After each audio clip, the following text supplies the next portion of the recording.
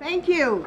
I have to bring some water up here because I am a coach, and we just had a game, and coaches, y'all with me, we lost.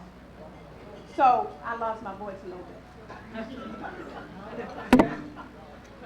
Players are like, Take a look at this. That's me. And this is funny because my players kid me every day, and they talk about me. And they used to call me, I've been coaching for a little while. They used to say I was, old school. I played old school basketball. To me, that sounded, old, but had a little bit of swag to it, old school. And then they started saying, Coach, you played basketball back in the day. And then I started sounding older and older. And now they just say, Coach, you played in the Stone Age. And I look at that picture, I think they're right. Because I think that's Wilmer Flintstone right there. But I am here because I'm a product of, and I better stand here because I got a little interference from the door. Can we shut that? Because I like to move around a little bit. But talking about the Stone Age, I did play in the Stone Age. Like Phyllis had that picture back in the Stone Age. I played back in the 60s. Whoa. And I used to watch my brother play basketball and practice and work on his jump shot because he was on a team. And I got to tell you, I think my jump shot was better than my brother's. But he played on a team, and mine was just a dream. See, back in the 60s, I couldn't play. I could spectate, but I couldn't participate.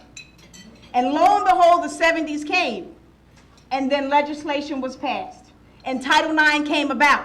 And we read what it was all about up here on the screen. What it came down to was they have to pay for us to play. And so as women, we can now play the game of basketball, we can run track, and more importantly, we can get money to go to school to play. And so I went from the Stone Age with Phyllis to New Age because when I played basketball, our part-time trainer just happened to be our guidance counselor, and he said, Diane, they're now giving money for girls to play in college. Now, I grew up in the streets of D.C., and I was a product of my environment, and I did what everybody else did back in those days, and I'm not going to mention all that, but I did have a sweet jump shot. I got to tell you that now. And so my guidance counselor said they're giving money for kids to go to college to play basketball.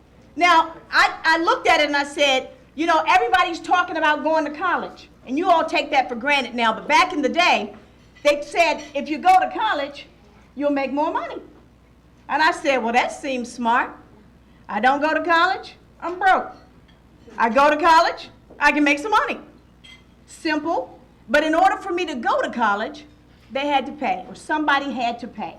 And when my guidance counselor said that they're giving money to go to college, I thought, yoo-hoo. And I worked on my game, and I perfected my jump shot, and I dribbled around trash cans, and I did everything I could do, and I slept with my basketball because I wanted to go to college. And I knew the only way that I could go to college was if they paid. And I have to say that back in the day, I was one of the first female athletes that got their education paid for them. And I took advantage of that. And now you all have the opportunity to take advantage of that. Title IX has come a long way, 37 years. And we've seen advancements in Title IX and the benefits of Title IX. And we read about stories.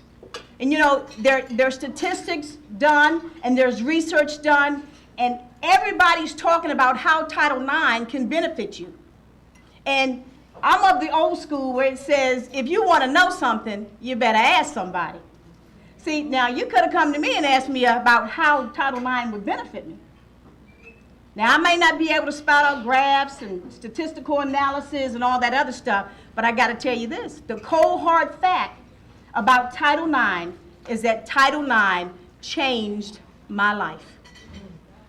It absolutely changed my life. I went from not having to having an opportunity to go to college. And when I went to college, I seized that opportunity.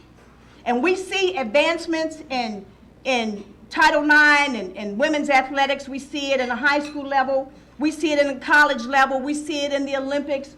And we see it in professional sports. And we see it every day. And there's stories all around. But as Title IX advanced, we started to see more stories.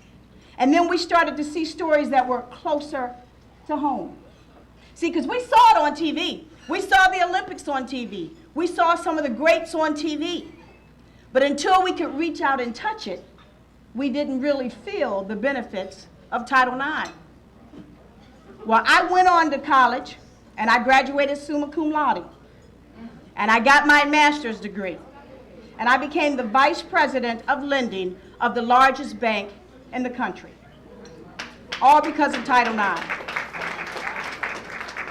And we talk about these stories, and we want to live these stories, but again, Title IX benefits us when we take advantage of what it can do.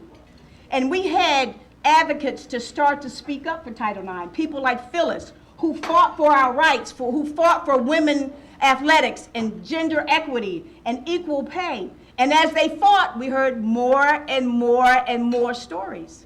And they got closer and closer to home. And then we had people like Coach Bob Hedden and Walter Clark and Breezy Bishop, who fought for more and more. He built programs that highlighted women's athletics. And so we're here today talking about Title IX and how it can benefit you. There's lots of stories out there, folks, and they're getting closer and closer to home. We can talk about Kara Lawson, who's from this area. Kara Lawson plays in the WNBA. She's an Olympic gold medalist. We see her on TV as a broadcast journalist, and oh, she looks so good, and we're so proud. We look at Rebecca Brunson, who played locally, who plays in the WNBA. There are so many stories out there that are getting closer and closer to us. And we want to see those stories. And I got to tell you about a story I am so proud of today. And you know, I told you I'm old school. So I've been around and I've seen a lot of people play. And I saw Tisha Nixon Cunningham play.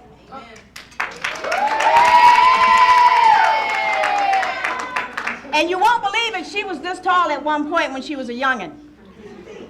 And she grew up and she played basketball. And she went to Georgetown University and played basketball.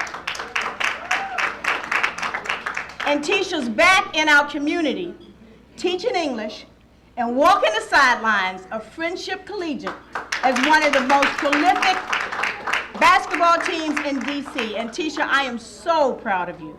I am so proud of you. Just to see that and taking advantage of it.